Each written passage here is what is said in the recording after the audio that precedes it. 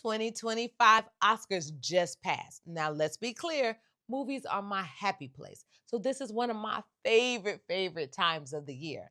I mean, I want to see what are we considering the best movie of the year?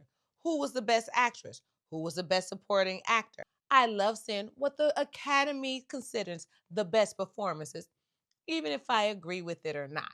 But here at Doxy Rock, we are always excited when a biopic makes it to the top 10. So today, we're reviewing A Complete Unknown, which is the Bob Dylan biopic focusing on his life from 1961 to 1965. And then we're asking the most important question: is Beyonce the new Bob Dylan? Let's get into it. So, as always, let's set the stage and give you a little background. It's 1960s in America. We're talking about a very critical and defining time for our country. It's the civil rights movement, it's voters' rights, it's the Vietnam War, it's women's rights, women empowerment. Everything is happening at the same time. And folk music is actually seen as a way to bring a consciousness and actually meaning to what's happening in that time period. So this was no tutti frutti ho Rudy or a hubba hubba.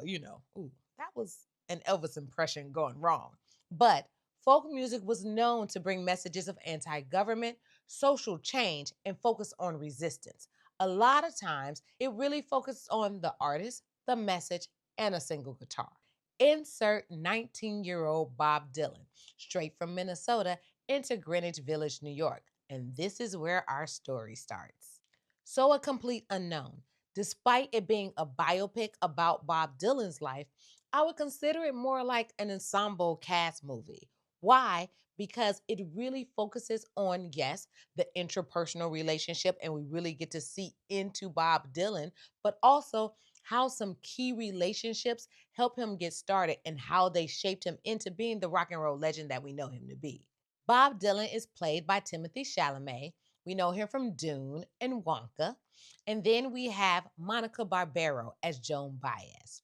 Edward Norton plays Pete Seeger, and Elle Fanning plays Sylvie Russo. Now, this is key. Her name was changed per Bob Dylan's request to actually respect the privacy of the real life character, Suze Rotolo. So the movie focuses on the first 4 to 5 years of Bob Dylan's career for two very important reasons. First, this is the early part. This is when he's what? A complete unknown. There's not a lot of interview footage or concerts for us to see. We really get to see how his process is, how he made the music.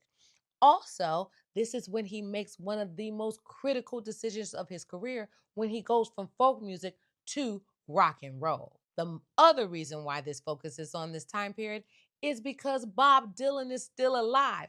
He's still touring to this day. He's still out there with his fans playing and making rock and roll music. So this couldn't be your normal, we see the rise to fame, we see it explode and die off biopic. Couldn't be that. Now, let's be honest. What did I know about Bob Dylan before this movie? This. There's a choice we're making. We're saving our own life. This is my reference to Bob Dylan.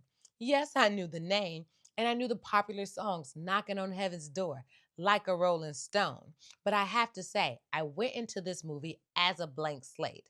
I didn't watch any interviews or any other trailers because I wanted to make sure that I would develop my opinion without influence. And now I can definitely say I am rocking with this movie for so many reasons. I'm going to start with the production and the technical stuff. The production design of this movie was amazing. Directors and cinematographers, they take a certain tone, or the editors, they can put a certain hue or filter over the footage to make you evoke a certain mood and feeling.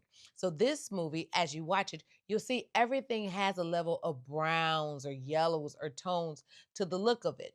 That really evokes that 1960s blast from the past look. The costume design, the props, all straight from the 60s. Now, the best part of the movie is the actors. Okay, Timothy Chalamet said this is one of his proudest moments, like the proudest moments of his career. And I completely see why. I mean, he killed the role. The actors, they took more of, like they explained, this embodying approach to the roles. So they didn't take where like a mimicking approach like a Jamie Foxx and Ray, where clearly Jamie Foxx has every little action, little intricate detail of how Ray Charles moves. They didn't do that for this film. They wanted to kind of embody the characters, especially one since they're all still alive. They chose to say, how would Bob Dylan feel in this moment? How would Joan Baez react in this way? And what do you get? You get these authentic kind of connections between the actors that show that they were very present in the moment. And you feel that through the screen. So then that also gives you the most impressive part of the film, and that is all the musical performances are recorded live. Do you hear me? That is insane. There was no pre-records, no lip singing. This is really Timothy Chalamet, Edward Norton, Monica Barbaro performing live. So what happened is that the movie was supposed to start filming in 2020, but then COVID happened. And then it's supposed to start filming again in 2023, and there was the actors' strike. So the movie actually finally starts production March 2024, but they all had about 5 years then to really embody these characters and learn how to play the guitar, the banjo, and sing. So you just see, I mean, Joan and Bob, Timothy and Monica really up there, heartfelt singing to the audience. You get to see Edward Norton just playing a banjo like Pete Seeger. It's an amazing performance, and that is clearly why these are all nominated this year for Oscars. Is there another musical biopic out there where the actors actually perform live? I don't know, but that was impressive. So also during this time, the director James Mangold, who did Walk the Line, got a chance to really sit with Bob Dylan, get to know him, and let him review the script. So that brings me to take a little time now to talk about Bob Dylan. Bob Dylan, he is iconic. He has over 50 albums and written over 600 songs. The man has a Nobel Prize for Literature and a Presidential Medal of Freedom. Come on now. Now, who said it best? Let's see if you get this one.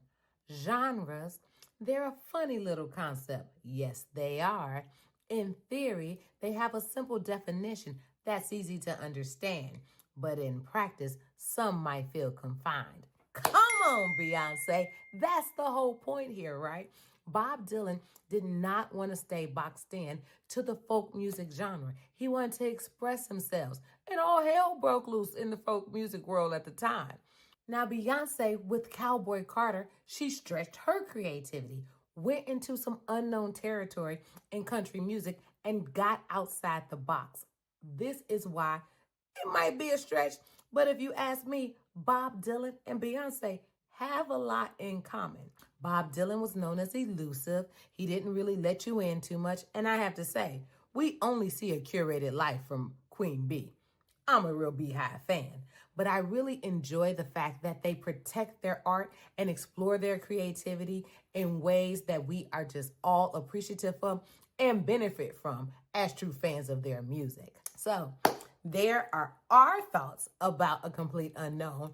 We want to hear your thoughts. Here at Doc She Rock, we want to know what you liked about the movie, what you didn't like about the movie, and always open to suggestions on what we should review next. Thanks for joining us today, and check out our latest review below.